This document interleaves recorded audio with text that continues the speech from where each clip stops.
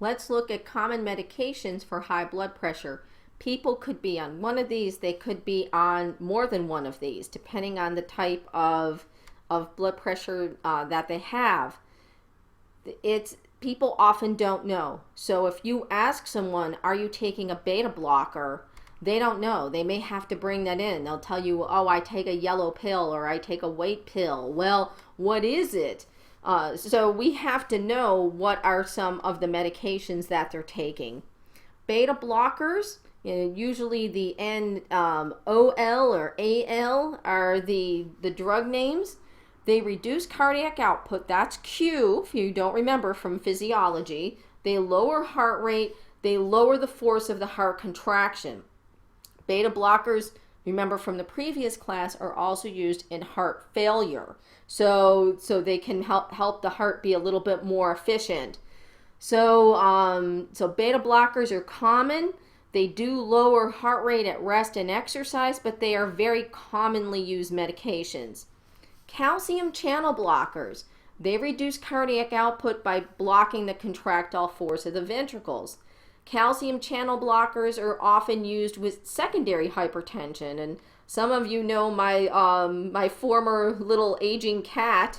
He had kidney disease, and as part of that, he developed secondary hypertension. He was on a calcium channel blocker for his secondary hypertension from his kidney disease. Diuretics. A lot of people with high blood pressure use a diuretic. Reduces plasma volume and extracellular volumes. You have to be concerned about electrolyte balance in people who are using diuretics. They're also going to have frequent bathroom breaks during their exercise session, most likely. So you're going to have to account for that. Alpha blockers. They decrease the vascular resistance in more advanced hypertension. ACE inhibitors, angiotensin converting enzymes, those work at the kidney. So that's another popular class. And then there are other medications for people if they've got chest pain, angina, heart disease. They may also use a nitrate as a vasodilator. So there are lots of medications they could be on, either a single medication or they could be on multiple medications. But you have to know what is what. If you have your ACSM guidelines book, the Appendix A in the guidelines discusses all the generic and brand names of all these different classes of medications, and I cover this in XPhys too, but you have to have an idea of at least what some of these are.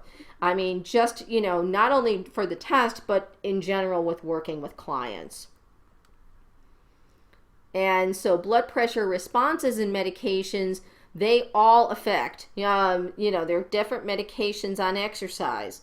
So systolic, diastolic, and vascular resistance are always higher in people that have hypertension, both aerobic and resistance exercise. So you are going to see a higher blood pressure response. Beta blockers are going to affect heart rate at rest and exercise. They're not going to be able to increase their heart rate. It's going to affect their cardiac output, and obviously it's going to affect their blood pressure. So you have to use perceived exertion, RPE, versus developing some sort of target heart rate range for them. And people who are on beta blockers may feel a little sluggish as a result of that. Diuretics, we talked a little bit about that on the previous slide, about frequent urination, loss of potassium, and people could be at risk for irregular heartbeats. And ACE inhibitors and calcium channel blockers, as a result of the vasodilation that occurs with those, they could be experiencing postural hypotension. So that difficulty going from lying to standing or sitting to standing. So keep an eye on those if you know people are taking these medications, and have people bring them in. If they don't know what they take, bring them in so that you can take a look and understand. And lots of times, hopefully you will have access to that information. What exercise does for blood pressure, once again, it's a miracle drug. One single session of exercise can cause a 10 to 20 millimeter mercury drop. And even, so a 30 to 45 minute exercise session can cause that much of a drop in blood pressure. So that is really pretty amazing. And that can persist for up to 9 hours. So people are going to get their exercise tolerance better, and, you know, particularly with their lifestyle. People who are not feeling good, if their hypertension is not treated, it's going to make them feel worse during exercise. But chronic exercise training, overall, you get a 5 to 7 millimeter of mercury reduction in blood pressure. So that's pretty amazing, especially for people that have pre-hypertension.